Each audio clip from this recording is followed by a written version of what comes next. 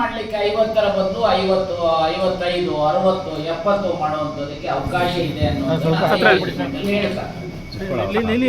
ಏನ್ ಮಾಡೋದು, ಅನೇಕ ರೀತಿಯಾದಂತಹ ಅದನ್ನ ಎಫೆಕ್ಟಿವ್ ಆಗಿ ರಾಜ್ಯ ಸರ್ಕಾರ ಕೌಂಟರ್ ಮಾಡೋದ್ರಲ್ಲಿ ವಿಫಲ ಆಗಿರೋದು ಒಂದು ಕಡೆ ಆದ್ರೆ, ಮೋದಿ ಸಾಹೇಬರು ಒಂದು ಕಡೆ ಎಲ್ಲ ಒಂದೊಂದು ಹೇಳಿಕೆಗಳು ಕೊಡ್ತಾರೆ. ಗುಲ್ಬರ್ಗ ಬಂದ್ರು, ಅಲ್ಲಿರುವಂತ ಕೋಳಿ ಸಮಾಜದವರಿಗೆ SC ಮಾಡ್ತೀವಿ ಅಂತ ಹೇಳಿದ್ರು. ಇನ್ನೆಲ್ಲೋ ಸಮಾಜದವರಿಗೆ SC ಮಾಡ್ತೇವೆ ಅಂತ ಹೇಳಿದ್ರು.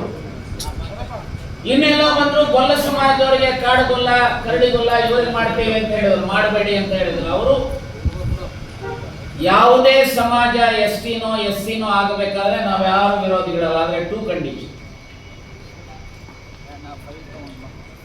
ಈ ಕಾನೂನಿನ ಚೌಕಟ್ಟಲ್ಲಿ ಸಂವಿಧಾನದ ಆಶಯಗಳ ರೀತಿಯ ಯಾವ ಸಮಾಜಗಳು ಫಿಟ್ ಇನ್ ಆಗ್ತವೆ, ಕ್ವಾಲಿಫೈ ಆಗ್ತವೆ, ಅದಕ್ಕೆ ಕುಲಶಾಸ್ತ್ರ ಅಧ್ಯಯನ ಮುಖ್ಯ. ಎರಡನೇದು, ಕುಲಶಾಸ್ತ್ರ ಅಧ್ಯಯನದಲ್ಲಿ ಅವರು ಕ್ವಾಲಿಫೈ ಆಗಬೇಕು. ಅವರ SCನೋ STನೋ, ಉದಾಹರಣೆಗೆ ನಾನೇ ಅನೇಕ ಸರಿ ಓಬಿ ಸಮಾಜ ಒಂದು ಸಣ್ಣ ಜಾತಿ ಇದೆ, ಒಡ್ರ ಸಮಾಜ ಒಂದು, ಇನ್ನೊಂದು ಬೋವಿ ಸಮಾಜ, ಈ ಮೇಣವರು ಹಾಗೆ ಇವರು ಕ್ಷೌರಿಕರಿದ್ದಾರೆ. ಪಾಪ ಅವ್ರು ಏನೂ ಮಾಡಿರೋದಿಲ್ಲ. ಎದುರುಗಡೆ ಬಂದ್ರೆ ಇವತ್ತು ಕೆಲಸ ಆಗಲ್ಲ ಅಂತ ಒಂದು ರೀತಿ ಅಸಡ್ಡೆಯಿಂದ ಅವ್ರು ನೋಡಿದಾಗ ಮಾತಾಡ್ತಾರೆ. ಅದು ನನ್ನ ದೃಷ್ಟಿಯಲ್ಲಿ ಅದು ಎಲ್ಲರೂ ಒಪ್ಕೊಡ್ತಾರೆ, ಅದು ನಿಜವಾದಂತ ಅನ್ಟಚಬಿಲಿಟಿ.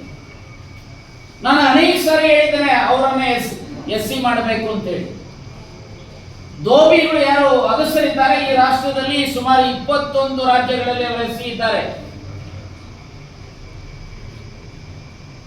ಅವರನ್ನ SC ಮಾಡಬೇಕು ಅಂತ. ಹಾಗೆ ಈ ಯಾರು ಕಾಡುಗೊಲ್ಲ, ಕರಡಿಗೊಲ್ಲ, ಅವರ ಹೆಸರಲ್ಲೇ ಕಾಡುಗೊಲ್ಲ, ಅವರ ನೋಡ್ಬೇಕು ಅವ್ರ ಬದುಕನ್ನ. ಆದ್ರೆ ಇಷ್ಟೇ, ಒಂದು ಕುಲಶಾಸ್ತ್ರ ಅಧ್ಯಯನ ಆಗಬೇಕು. ಎರಡನೇದು, ಸೇರಿಸುವಂತ ಸಂದರ್ಭದಲ್ಲಿ ಉದಾಹರಣೆಗೆ OBC ಇಂದ ಅವ್ರು ಬರ್ತಾರೆ, ಅಷ್ಟು ಪರ್ಸೆಂಟೇಜ್ ಅನ್ನ ಸೇಮ್ ಆರ್ಡರ್ ಅಲ್ಲಿ SC ಸೇರಿದ್ರೆ SCL ಜಾಸ್ತಿ ಆಗಬೇಕು, ST ಸೇರಿದ್ರೆ STL ಜಾಸ್ತಿ ಆಗಬೇಕು ಅನ್ನುವಂಥದ್ದನ್ನ ನಾವು ಸದಾ ಹೇಳ್ತಾ. ಆದ್ರೆ ಮಿಸ್ಟರ್ ಮೋದಿ ಸಾಹೇಬ್ ಚುನಾವಣೆ ಬಂದಾಗ ಹೇಳಿಕೆ ಕೊಡ್ತಾರೆ, ಹೋಗ್ತಾರೆ. ಯಾರು ಹೆಣ್ಣು ಮಕ್ಕಳು ಅಥವಾ ಮಕ್ಕಳು, ಶಾಲಾ ಮಕ್ಕಳು ಪತ್ರ ಬರೆದ್ರೆ ನಮ್ಮ ಶಾಲೆಯಲ್ಲಿ ಯೂರಿನಲ್ಸ್ ಇಲ್ಲ ಅಂತ ಬರೆದ್ರೆ ಮನ್ ಕಿ ಬಾತ್ ಅಲ್ಲಿ ಮಿಸ್ಟರ್ ಮೋದಿ ಅವರು ಉತ್ತರ ಕೊಡ್ತಾರೆ, ಡೈರೆಕ್ಷನ್ಸ್ ಕೊಡ್ತಾರೆ. ನಾನು ನಿಮ್ಮ ಮೂಲಕ ಕೇಳ್ತೇನೆ ಮಿಸ್ಟರ್ ಮೋದಿ, ರಾಜ್ಯದಲ್ಲಿ SCಗಳು, STಗಳು, OBCಗಳು 4 ಕೋಟಿ ಜನ ಇದ್ದೇವೆ. ನಮ್ಮ ಬದುಕಿನ ಪ್ರಶ್ನೆ ಇದು ರಿಸರ್ವೇಶನ್. ನಿಮ್ ಪಾರ್ಟಿಯವರ ಮಿಸ್ಟರ್ ಬಸವರಾಜ ಬೊಮ್ಮಾಯಿ ಅವರ ಸರ್ಕಾರ ಈ ಕಾನೂನು ಮಾಡಿರುವಂತದ್ದು. ಯಾಕೆ ಸೌಮ್ಯ 9th ಶೆಡ್ಯೂಲ್ಗೆ ಸೇರಿಸ್ತಾ ಇಲ್ಲ mister Modi? It is your baby, it is your BJP baby. ನಾವೆಲ್ಲರೂ ಸಹಾಯ ಮಾಡಿದ್ದೇವೆ. ಯಾಕೆ ಮಾಡ್ತಾ ಇಲ್ಲ?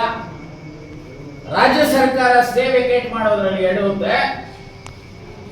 ಕೇಂದ್ರ ಸರ್ಕಾರ ಈ 9th ಶೆಡ್ಯೂಲ್ಗೆ ಸೇರಿಸಿದ್ರೆ ಬಹುಶಃ ಈ ಸಮಸ್ಯೆ ಉದ್ಭವನೆ ಆಗ್ತಾ ಇಲ್ಲ. 56% ಮೀಸಲಾತಿ ಜಾರಿಯಲ್ಲಿ ಇರ್ತಾ ಇತ್ತು. ನಮ್ಮೆಲ್ಲರಿಗೂ ಸಹ ಬದುಕಿನಲ್ಲಿ ಆಶಾಕಿರಣ ಮೂಡ್ತಾ ಇತ್ತು. ಆದ್ರೆ ಅನ್ಫಾರ್ಚುನೇಟ್ಲಿ ಇನ್ನೊಂದೇನಾಗಿದೆ ಅಂತ ಹೇಳಿದ್ರೆ, ನಮ್ಮ ರಾಜ್ಯದಲ್ಲಿ 224 ಜನ MLAಗಳಿದ್ದಾರೆ, 28 ಜನ ಲೋಕಸಭಾ ಸದಸ್ಯರಿದ್ದಾರೆ, ರಾಜ್ಯಸಭಾ ಸದಸ್ಯರಿದ್ದಾರೆ, ವಿಧಾನ ಪರಿಷತ್ತಿನ ಸದಸ್ಯರಿದ್ದಾರೆ. ಈ ಮಹಾನುಭಾವರುಗಳು ಒಂದು ಕಡೆ SC ST ರಿಸರ್ವೇಶನ್ ಕಾನ್ಸ್ಟಿಟ್ಯೂನ್ಸಿಗಳಲ್ಲಿ ಗೆದ್ದಿರೋರು, ಅವರಿಗೆ ಟಿಕೆಟ್ ಕೊಡಬೇಕಾದ್ರೂ ನೀವು SC, ನೀವು ST, ನೀವು ಇವರನ್ನ ಪ್ರತಿನಿಧಿಸ್ತೀರಿ, ಇವರ ಸಮಸ್ಯೆಗಳಿಗೆ ನೀವು ಸ್ಪಂದಿಸಬೇಕು ಅಂತೇಳಿ ಪಾರ್ಟಿಗೆ ಟಿಕೆಟ್ ಕೊಡೋದು, ಮತ್ತೆ ಅವರಿಗೆ ಆಯ್ಕೆ ಮಾಡೋದು. ಅವರು ಅಷ್ಟೇ ಅಲ್ಲ, ಈವನ್ ಜನರಲ್ ಕಾನ್ಸ್ಟಿಟ್ಯೂನ್ಸಿನಲ್ಲಿ ನಮ್ಮ ಈಗ ಉದಾಹರಣೆಗೆ ಪುಟ್ಟರಂಗ ಶೆಟ್ಟಿ, ಏನ್ರಿ ಪುಟ್ಟರಂಗ ಶೆಟ್ಟಿ ಅವರ SCಗಳು ಓಟ್ ಹಾಕಿಲ್ವಾ? ನಿಮ್ಗೆ SCಗಳು ಓಟ್ ಹಾಕಿಲ್ವಾ? ಅಥವಾ ಇಲ್ಲಿರುವಂತ MP ಗೆ ಓಟ್ ಹಾಕಿದಾರ? ಇಲ್ಲಪ್ಪ. ಬೋಸ್ ಅಥವಾ ಮೈಸೂರಿನ ಮಹಾರಾಜರಿಗೆ ಓಟ್ ಹಾಕಿಲ್ವಾ ಇಲ್ಲಿರುವಂತರು? ಆದ್ರೆ ಯಾಕ್ರಿ ನಮಗೆ ಇಷ್ಟೆಲ್ಲ ತೊಂದರೆ ಆಗ್ತಾ ಇದೆ, ನಮ್ಮ ರಿಸರ್ವೇಶನ್ ಹೋಗ್ತಾ ಇದೆ, ಯಾರು ಒಬ್ರು ಬಾಯ್ ಬಿಡ್ತಾ ಇಲ್ವಲ್ಲ, ಯಾಕಪ್ಪ? ನೀವು ಬಾಯಿ ಬಿಡ್ಲಿಲ್ಲ ಅಂದ್ರೆ ನಾವು ಊಹಿಸ್ಕೋಬೇಕಾದ್ರೆ ಇವರು ನಮ್ಮ ಪರ ಇಲ್ಲ. ನೀವು ಇದರ ಬಗ್ಗೆ 187 ಕೋಟಿ ವಾಲ್ಮೀಕಿ ನಿಗಮದಲ್ಲಿ ಭ್ರಷ್ಟಾಚಾರ ಆದ್ರೂ ಬಾಯಿ ಬಿಡಲ್ಲ, ಲಂಬಾಣಿ ನಿಗಮದಲ್ಲಿ ಭ್ರಷ್ಟಾಚಾರ ಆದ್ರೂ ಬಾಯಿ ಬಿಡಲ್ಲ, ಬೋವಿ ನಿಗಮದಲ್ಲಿ ಭ್ರಷ್ಟಾಚಾರ ಆದ್ರೂ ಬಾಯಿ ಬಿಡಲ್ಲ, 56% ಮೀಸಲಾತಿ ಹೋದ್ರೂ ಬಾಯಿ ಬಿಡೋದಿಲ್ಲ. ಯಾಕೆ ಸ್ವಾಮಿ? ನಿಮ್ಗೇನು ಇಂಟ್ರೆಸ್ಟ್ ಇಲ್ವಾ?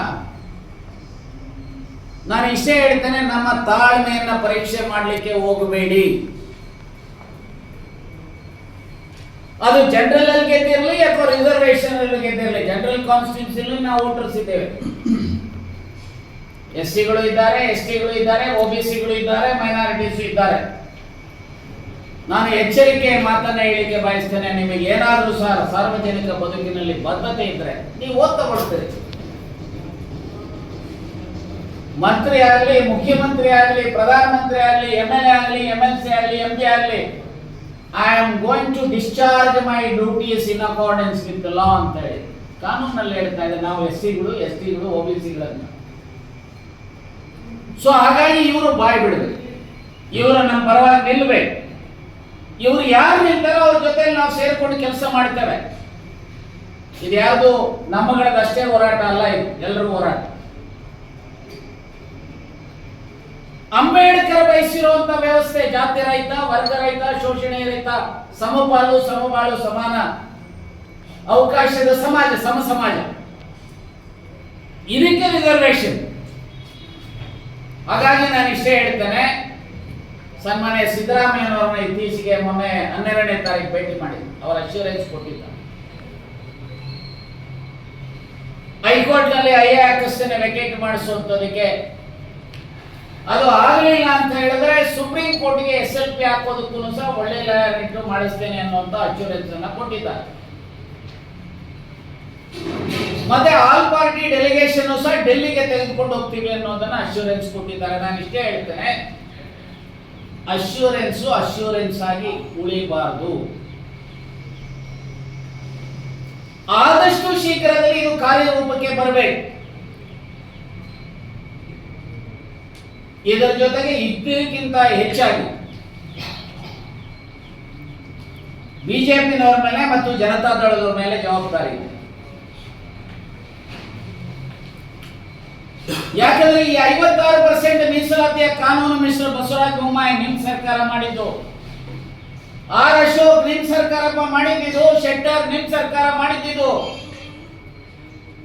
ಹೇಳ್ರಿ, ಪಾರ್ಲಿಮೆಂಟ್ ಅಲ್ಲಿ ಇದ್ದಾರೆ ಬಸವರಾಜ ಬೊಮ್ಮಾಯಿ ಅವರೇ, ಕುಮಾರಸ್ವಾಮಿ ಅವರೇ, ನಾವೆಲ್ಲರೂ ಸೇರಿ ಮಾಡಿದೀವಿ. ನಮ್ಮ ಬೇಬಿ ಇದನ್ನ ದಯಮಾಡಿ 9th ಶೆಡ್ಯೂಲ್ಗೆ ಸೇರಿಸಿ ಅಂತೇಳಿ ಒತ್ತಡ ತನ್ನಿ. ಅದರ ಜೊತೆಗೆ ಸನ್ಮಾನ್ಯ ದೇವೇಗೌಡರನ್ನ ವಿಶೇಷವಾಗಿ ಈ ಸಂದರ್ಭದಲ್ಲಿ ಮೆನ್ಷನ್ ಮಾಡ್ತಾರೆ. ರಾಮಕೃಷ್ಣ ಹೆಗಡೆ ಅವರ ಸರ್ಕಾರ ನಾಯಕ ಸಮಾಜದ ಪರ್ಯಾಯ ಪದಗಳನ್ನ 84, 85ರಲ್ಲಿ ರೆಕಮೆಂಡ್ ಮಾಡಿದಂತದನ್ನ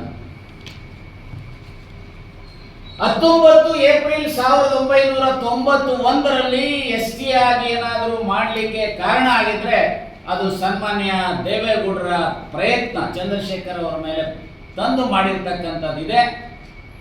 ಹಾಗಾಗಿ ಸ್ವಾಮಿ ನೀವು ಸಹಾಯ ಮಾಡಿದ್ದಾರೆ ದೇವೇಗೌಡರೇ, ಕುಮಾರಸ್ವಾಮಿ ನಿಮ್ಮ ತಂದೆಯವರು ಸಹಾಯ ಮಾಡಿದ್ದಾರೆ. ದಯಮಾಡಿ ನೀವು ನಿಮ್ಮ ತಂದೆಯವರು ಪ್ರಧಾನಿಗಳಿಗೆ ಹೇಳಿದ್ರೆ ಪ್ರಭಾವ ಗೊತ್ತಿದೆ ನನಗೆ.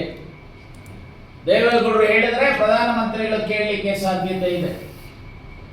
ಇವತ್ತು ಅವರ ಹುಟ್ಟದ ಹಬ್ಬ, ಇವತ್ತು ಅವರ ದೇವರು ಇನ್ನ 94 ಅಂತ ಕಾಣುತ್ತೆ. ಈಗ 100 ವರ್ಷ ಸೆಂಚುರಿ ಬಾರಿಸಲಿ, ಅವರು 100 ವರ್ಷ ಚೆನ್ನಾಗಿ ಆರೋಗ್ಯವಂತರಾಗಿ ಬಾಳಿ. ಆದ್ರೆ ಅವರಲ್ಲಿ ಕೈ ಜೋಡಿಸಿ ವಿನಂತಿ ಮಾಡ್ತಾರೆ ದೇವೇಗೌಡರೇ, ದಯಮಾಡಿ ಪ್ರಧಾನಮಂತ್ರಿಗಳ ಮೇಲೆ ಒತ್ತಡ ತನ್ನಿ. ಈ 56% ಮೀಸಲಾತಿಯ ಕಾನೂನನ್ನ ಸಂವಿಧಾನದ 9th ಶೆಡ್ಯೂಲ್ಗೆ ಸೇರಿಸುವಂತದಕ್ಕೆ ನೀವು ಪ್ರಯತ್ನ ಮಾಡಿ ಸೇರಿಸಿದ್ರೆ ಆ ಕ್ರೆಡಿಟ್ ನಿಮಗೂ ಸಿಗುತ್ತೆ. ಸನ್ಮಾನ್ಯ ದೇವೇಗೌಡ್ರೆ, ನೀವು ಹಿರಿಯರಿದ್ದೀರಿ, ನಿಮ್ಮ ಬಗ್ಗೆ ನಮ್ಗೆ ಗೌರವ ಇದೆ. ಹಾಗೆ ಸನ್ಮಾನ್ಯ ಸಿದ್ದರಾಮಯ್ಯನವರೇ, ನೀವು ಸಹ ದಯಮಾಡಿ ನಮ್ಮ ರಾಜ್ಯದ 28 MP ಗಳನ್ನ ಯಾವುದೇ ಪಾರ್ಟಿಗೆ ಸೇರಿಲ್ಲ, ಹಾಗೆ ರಾಜ್ಯಸಭಾ ಮೆಂಬರ್ ಇನ್ನಿತರ ಡೆಲಿಗೇಷನ್ ಅನ್ನು ಆದಷ್ಟು ಬೇಗ ತೆಗೆದುಕೊಂಡು ಹೋಗಿ ಪ್ರಧಾನಮಂತ್ರಿಗಳ ಮೇಲೆ ಮತ್ತು ವಿರೋಧ ಪಕ್ಷಗಳ ಮೇಲೆ ಒತ್ತಡ ತರುವಂತಂದು ನಮ್ಮ ಈ 56% ಮೀಸಲಾತಿಯ ಕಾನೂನನ್ನ 9th ಶೆಡ್ಯೂಲ್ಗೆ ಸೇರಿಸುವಂತದಕ್ಕೆ ಮಾಡಬೇಕು ಅನ್ನುವಂಥ ಒತ್ತಾಯವನ್ನು ಮಾಡ್ತಾರೆ. ಇದರ ಜೊತೆಗೆ ಒಂದು ವೇಳೆ ಇದರಲ್ಲಿ ವಿಳಂಬ ಆದರೆ ನಮ್ಮ ತಾಳ್ಮೆಯನ್ನ ಪರೀಕ್ಷೆ ಮಾಡೋದಕ್ಕೆ ಯಾರಾದರೂ ಪ್ರಯತ್ನ ಮಾಡಿದರೆ ಬರುವಂತ ದಿನಮಾನಗಳಲ್ಲಿ ನಮ್ಮ ಆಕ್ರೋಶದ ಪರಿಣಾಮವನ್ನು ನೀವು ಎದುರಿಸಬೇಕಾಗುತ್ತೆ ಅನ್ನುವಂತ ಮಾತನ್ನ, ಎಚ್ಚರಿಕೆಯನ್ನ ನಾನು ಈ ಸಂದರ್ಭದಲ್ಲಿ ಹೇಳಿಕೆ ಬಯಸ್ತೇನೆ. ಜನರಲ್ಲೂ ಸಹ ವಿನಂತಿ ಮಾಡಿಕೊಡ್ತೇನೆ. ಬರೇ ನಾಯಕ ಸಮಾಜದವರು ಅಷ್ಟೇ ಅಲ್ಲ, ಬಹಳಷ್ಟು ಜನ ನನ್ನ ಬಂಧುಗಳು ಇಲ್ಲಿ